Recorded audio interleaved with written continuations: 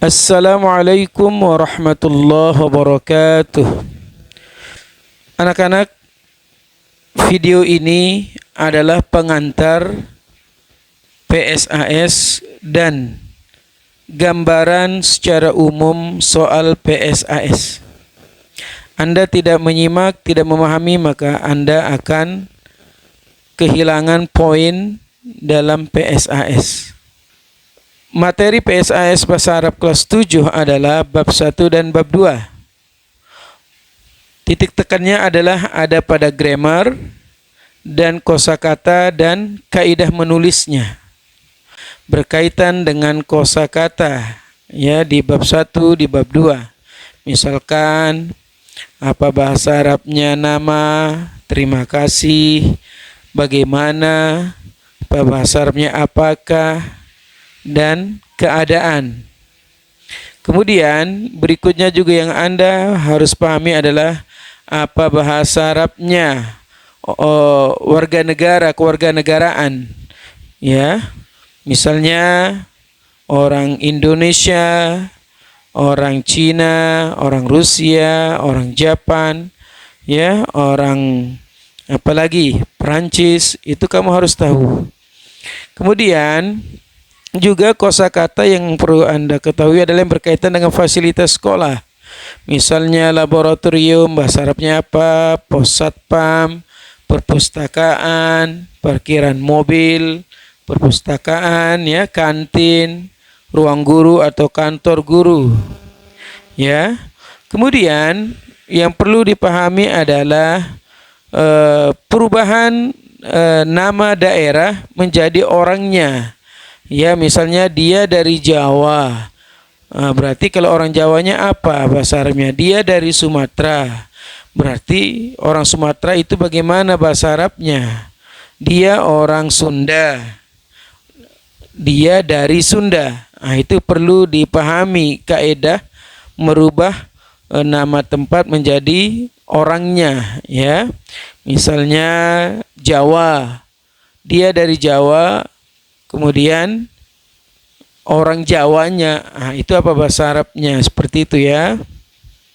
Kemudian anak-anak ada beberapa misalnya pertanyaan yang perlu kamu ketahui, pertanyaan dan apa jawabannya. Misalnya, apakah kamu seorang siswa? Bisa jawabannya iya atau tidak. Kalau iya, iya saya orang siswa. Kalau tidak, saya bukan siswa tapi saya guru, misalkan ya. Misalkan apalagi berkaitan dengan kata tanyanya.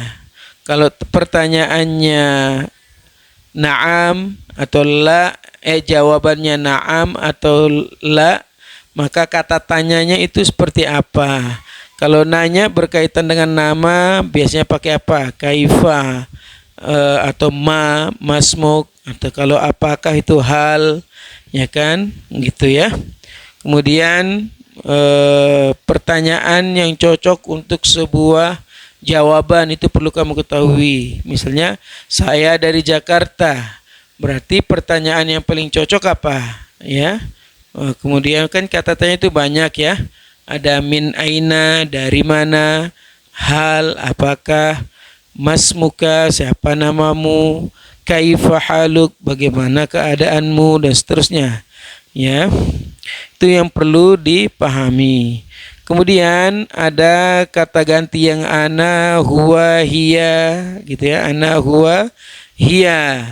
Misalnya, apakah Anda seorang guru? Ya, saya seorang guru. Apakah Anda seorang dokter? Tidak, saya seorang guru. Itu perlu kamu pahami dan ketahui bahasa Arabnya. Ya, kalau ada jawaban pertanyaannya seperti apa, nah itu harus diketahui juga, ya.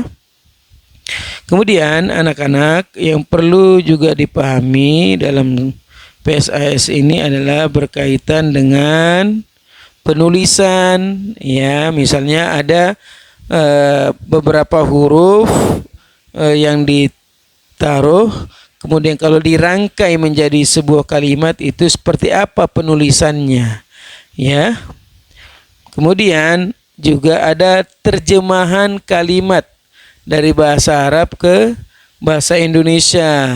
Misalnya orang-orang muslim berada di masjid, ya, misalnya orang mukmin ada di Makkah, atau orang-orang muslim berada di sekitar Ka'bah, yang dulu pernah dipelajari di kelas, kira-kira apa bahasa Arabnya itu, ya.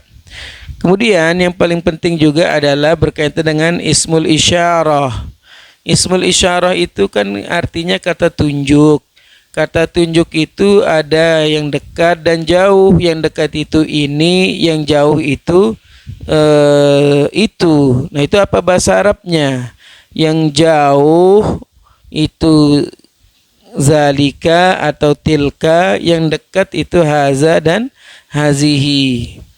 Nah, tergantung kata benda yang ditunjuk, apakah muzakkar atau muannas, laki atau cewek. Kalau bendanya satu jumlahnya, maka kalau dekat maka hadza. Misalnya hadza kitabun. Kalau dua, hadzani kitabani. Ini dua kitab. Kalau banyak buku, karena dia buku itu benda mati, maka pakai hazihi, ya. Begitu juga kalau mau nunjuk itu, misalnya kalau itu buku berarti dzalika kitabun. Kalau dua bukunya kita tunjuk berarti dzanika kitabun. Kalau banyak ya berarti tilka pakainya karena dia benda mati, ya. Kalau benda hidup misalnya seperti orang muslim, orang mukmin, para guru, para ustazah, para wanita. Nah, kalau banyaknya itu, kalau ini pakai haulai, kalau itu pakai ulaika. Misalnya itu orang-orang muslim laki-laki berarti ulaika al-muslimun. Kalau cewek berarti ulaika al-muslimatu. Kalau dekat misalnya ini orang-orang muslim, haulai muslimun. Kalau ceweknya haulai muslimatun. Sama, ya. Kemudian kalau kata bendanya cewek, maka kita akan mengatakan tilka, misalnya apa, ya? Mitilka sa'atun. Kalau duanya cewek, tanika sa'atani. Kalau banyak karena jam itu benda mati, maka kembali lagi ke tilka sa'atun, ya. Kalau ini jam berarti pakai hadhihi sa'atun. Kalau dua, hadhani sa'atani, ya. Kalau banyak jamnya berarti pakai hazihi. Oke. Kemudian misalnya apa bahasa Arabnya, saya seorang siswa, saya seorang guru, gitu, ya. Kemudian dipahami lagi adalah menentukan mana yang dinamakan isim isyarah, ya, mana bahasa Arabnya ini itu, ya. Kemudian yang perlu dipahami juga kata tunjuk yang berfungsi untuk jauh, untuk dekat itu harus dikuasai juga, ya. Kalau kata tunjuk untuk plural atau jamak yang berakal dan tidak berakal itu kamu harus ketahui juga, ya. Kemudian yang perlu dipahami juga adalah menguasai kata tunjuk untuk laki-laki dan perempuan, yang tunggal, yang double, musanna atau dua orang, atau jamak, itu juga harus kamu kuasai mana dia kata tunjuknya, ya. Kemudian misalnya harus kamu kuasai itu membuat kalimat sempurna, ya, yang berpola isim isyarah baik dekat maupun jauh, itu kamu harus tahu itu, ya. Kemudian kamu juga harus bisa menerjemahkan sebuah kalimat ke dalam bahasa Arab, gitu, ya. Misalnya apakah Anda seorang guru, apakah Anda seorang siswa, dan seterusnya, ya, mirip-mirip gitu seperti di pelajarannya. Itu harus dikuasai dalam soal PSAS ini. Itu anak-anak clue-nya kira-kira seperti itu yang harus Anda kuasai.